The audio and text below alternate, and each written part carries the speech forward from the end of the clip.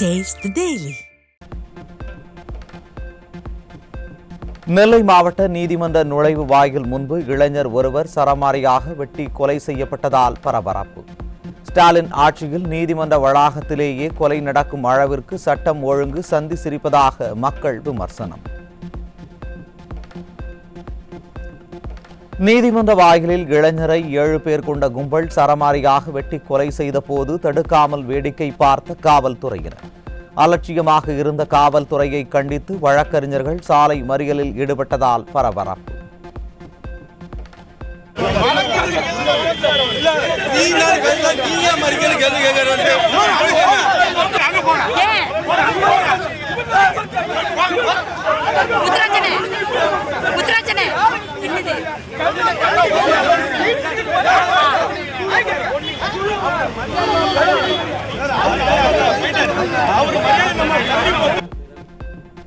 நெல்லை நீதிமன்ற பாதுகாப்பு பணியில் இருந்த போலீசார் ஏன் கொலையை தடுக்கவில்லை என சென்னை உயர்நீதிமன்றம் கேள்வி. தாமாக முன்வந்து விசாரணை மேற்கொண்ட சென்னை உயர்நீதிமன்றம் இளைஞர் வெட்டி கொல்லப்பட்ட சம்பவம் தொடர்பாக அறிக்கை தாக்கல் செய்ய தமிழக அரசுக்கு ஆணை. சிவகங்கையில் தாய் கண்ணெதிரேயே மகனை துடிக்க துடிக்க வெட்டி படுகொலை செய்த மர்ம கும்பல். திராவிட மாடல் ஆட்சியில் நாள்தோறும் நடைபெறும் கொலை சம்பவங்களால் மக்கள் அச்சம். கன்னியாகுமரி அருகே மனைவியை துண்டு துண்டாக வெட்டி கொலை செய்த கணவனை கையும் களவுமாக பிடித்த பொதுமக்கள். மனைவியின் உடல் பாகங்களை பையில் வைத்து கொண்டு சென்ற போது பொதுமக்கள் பிடித்து காவல்துறையிடம் ஒப்படைத்தனர்.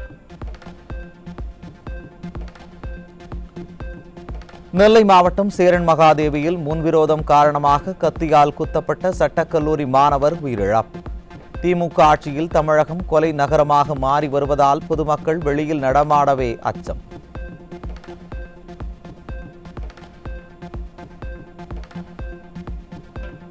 சென்னையை அடுத்த குன்றத்தூரில் மது போதையில் ஏற்பட்ட தகராறில் வடமாநில இளைஞர் கத்தியால் குத்தி கொலை. திமுக ஆட்சியில் மதுவால் கொலை சம்பவங்கள் தொடர்ந்து அதிகரித்து வருவதாக மக்கள் வேதனை.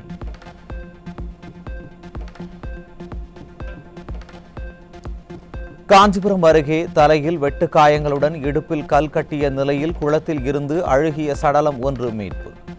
ஸ்டாலின் கட்டுப்பாட்டில் உள்ள காவல்துறை மீது சிறிதும் பயமில்லாததால் குற்ற சம்பவங்கள் சர்வசாதாரணமாக நடைபெறுவதாக மக்கள் வேதனை. திருநெல்வேலியில் நீதிமன்ற வாயிலில் இளைஞர் மர்ம நபர்களால் கொடூரமான முறையில் படுகொலை செய்யப்பட்டதற்கு அதிமுக பொதுச் செயலாளர் கடும் கண்டனம். நீதிமன்ற வாயில்களில் அச்சமின்றி குற்ற செயல்கள் தொடர்ந்து நடைபெறுவது சட்டம் ஒழுங்கு படு பாதாளத்திற்கு சென்றுவிட்டதன் அத்தாட்சி என்றும் காட்டம். தமிழ்நாட்டில் கடந்த 24 மணி நேரத்தில் 4 கொலை சம்பவங்கள் அரங்கேறிய நிலையில் பொதுமக்கள் அதிர்ச்சி. நெல்லை மாவட்டத்தில் மட்டும் ஒரே நாளில் 2 கொலைகள் நடந்ததால் எதிர்க்கட்சித் தலைவர் கூறுவது போல தமிழ்நாட்டில் சட்டம் ஒழுங்கு சந்தி சிரிப்பது மீண்டும் மீண்டும் நிரூபணம்.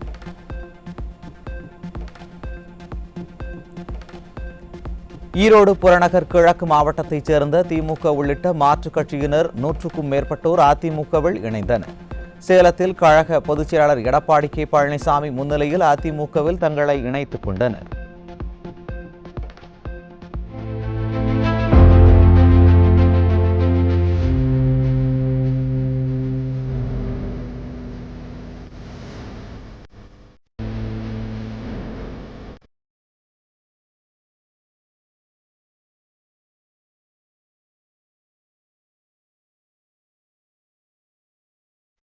தமிழ்நாடு சட்டப்பேரவை கூட்டத்தொடர் ஜனவரி 6ஆம் தேதி தொடங்குகிறது.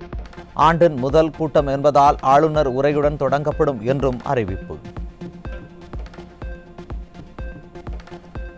சாலையோர விற்பனைக்கு தகுதியான இடம் வழங்குமாறு சென்னை நொச்சிக்குப்பம் மீனவ மக்கள் விடிய அரசுக்கு கோரிக்கை.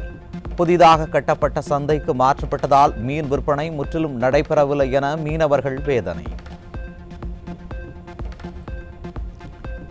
எஃப்எஸ்ஐ கட்டணங்களுக்கு 18% ஜிஎஸ்டி விதிப்பு ரியல் எஸ்டேட் துறையில் நிதிச்சுமையை உருவாக்கி வளர்ச்சியை தடுக்கும். குடியிருப்புகளின் விலைகளை 10% உயர்த்தும் என்னும் மறுபரிசீலனை செய்யுமாறும் மத்திய அரசுக்கு கிரெடாய் அமைப்பு கடிதம்.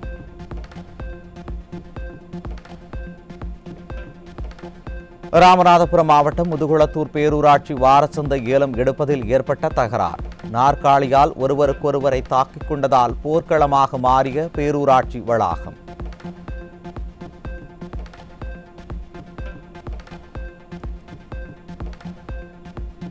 சட்டவிரோத பணப்பரிமாற்ற தடை சட்ட வழக்கில் கைதாகியுள்ள திமுக முன்னாள் நிர்வாகி ஜாஃபர் சாதிக் மற்றும் அவரது சகோதரருக்கு ஜாமீன் வழங்க சென்னை சிபிஐ சிறப்பு நீதிமன்றம் மறுப்பு. ஜாமீன் வழங்கினால் அவர் மீண்டும் இதேபோன்ற தொடர் குற்ற செயல்களில் ஈடுபட வாய்ப்பு இருப்பதாக அமலாக்கத்துறை வாதம். சென்னையை அடுத்த மாதவரத்தில் சுமார் 2 கோடி ரூபாய் மதிப்பிலான மெத்தப்பட்டமைன் போதைப் பொருள் சிக்கியது. திமுக ஆட்சியில் நாள்தோறும் மெத்தப்பட்டமைன் போன்ற புதிய போதைப் பொருட்கள் விற்பனைக்கு வருவதால் கேள்விக்குறியாகும் சட்டம் ஒழுங்கு.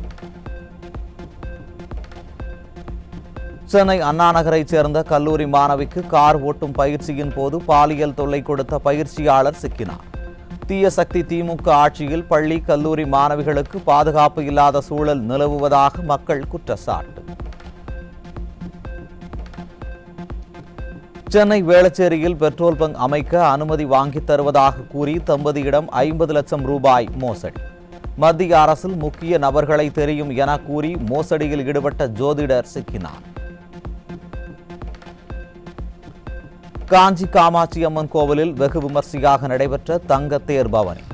லட்சுமி சரஸ்வதி தேவிகளுடன் காமாட்சி அம்மன் எழுந்தருளிய தங்க தேரினை வடம் பிடித்து இழுத்து பக்தர்கள் வழிபட்டனர்.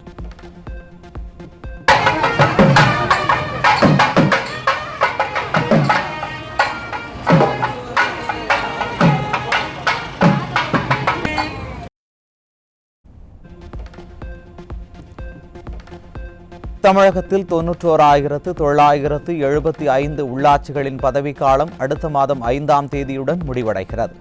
உடனடியாக தேர்தல் நடத்த வாய்ப்பு இல்லை என்பதால் தனி அதிகாரிகளை நியமிக்க விளம்பர மாடல் அரசு திட்டம்.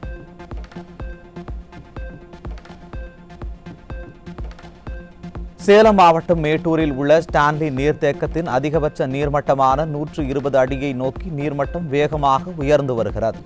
விரைவில் அணை நிரம்பினால் இந்த ஆண்டு 3வது முறையாக சாதனை படைக்கும். இந்த ஆண்டு தமிழகத்தில் பருவமழை 34% அதிகமாக பதிவாகியுள்ளதாக வானிலை ஆய்வு மையம் தகவல். மொத்தம் 56.64 சென்டிமீட்டர் மழை பெய்துள்ள நிலையில் சென்னையில் மட்டும் 102.66 சென்டிமீட்டர் பதிவாகியுள்ளது. காலநிலை மாற்றம் உள்ளிட்ட காரணங்களால் தமிழகத்தில் அடுத்த 5 ஆண்டுகளில் கடல் நீர்மட்டம் 2 சென்டிமீட்டர் உயரம் பெறும் என ஆய்வுகள் தகவல். புவி வெப்பமயமாதலை குறைக்கும் முயற்சிகள் உள்ளிட்டவை இந்த பிரச்சனையை சமாளிக்கலாம் என்றும் தகவல்.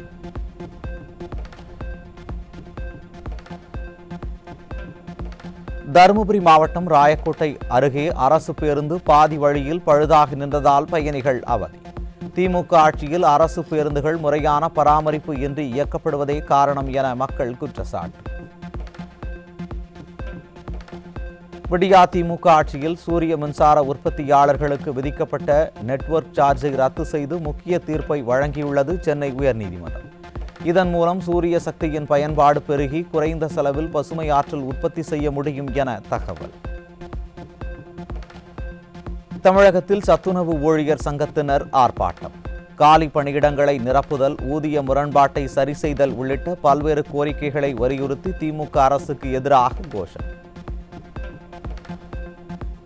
மதுரையில் சாலையில் சுற்றித் திரிந்த மாடு ஒன்று மூதாட்டியை முட்டி தூக்கி வீசும் சிசிடிவி காட்சி. தெருக்களில் சர்வசாதாரணமாக சுற்றித் திரியும் மாடுகளின் உரிமையாளர்களுக்கு மாநகராட்சி நிர்வாகம் அபராதம் விதிக்க வேண்டும் என்று பாதிக்கப்பட்டவரின் உறவினர்கள் பொதுமக்கள் வலியுறுத்தல்.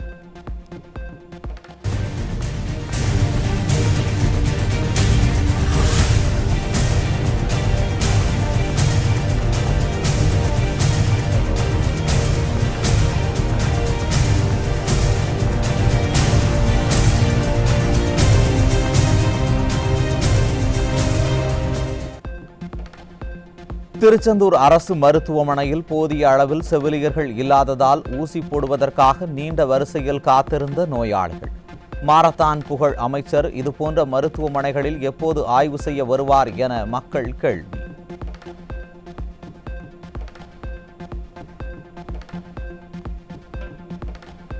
வங்கக்கடலில் நிலவிய ஆழ்ந்த காற்றழுத்த தாழ்வு பகுதி காற்றழுத்த தாழ்வு மண்டலமாக வலுப்பெற்றது.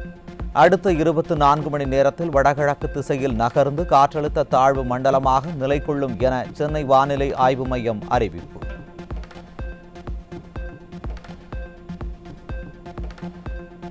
நீலகிரி மாவட்டம் கூடலூர் வனப்பகுதியில் பூத்துக் குலுங்கும் காட்டு சூரியகாந்தி மலர்கள்.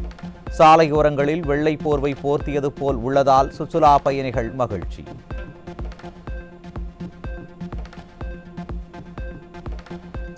ஜிஎஸ்டி கவுன்சில் இன்று கூட உள்ள நிலையில் 148 பொருட்களின் வரி மாற்றங்கள் குறித்து விவாதிக்கப்பட உள்ளதாக தகவல். மின்சார வாகனங்களுக்கு ஜிஎஸ்டி 12% இருந்து 18% உயர்த்துவது குறித்து முடிவெடுக்கவும் வாய்ப்பு.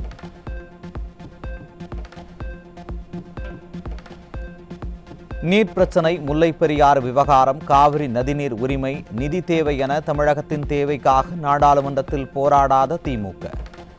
இப்படி கும்பலோடு கோவிந்தா போடவா வாக்களித்தோம் என மக்கள் கேள்வி. நாடாளுமன்றத்தின் இரு அவைகளையும் நடத்த முடியாமல் காலை ஒருமுறை மாலை ஒருமுறை தேசிய கீதம் மட்டுமே பாடி குளிர்கால கூட்டத்தொடரை முடித்த மைனாரிட்டி பாஜக அரசு. மக்கள் நலன் சார்ந்து பேச நிறைய பிரச்சனைகள் இருந்த போதிலும் திறமையற்ற ஆளும் கட்சியாலும் பொறுப்பற்ற எதிர்க்கட்சியாலும் எந்த பலனும் இன்றி கூச்சல் குழப்பத்துடன் முடிந்த குளிர்கால கூட்டத்தொடர்.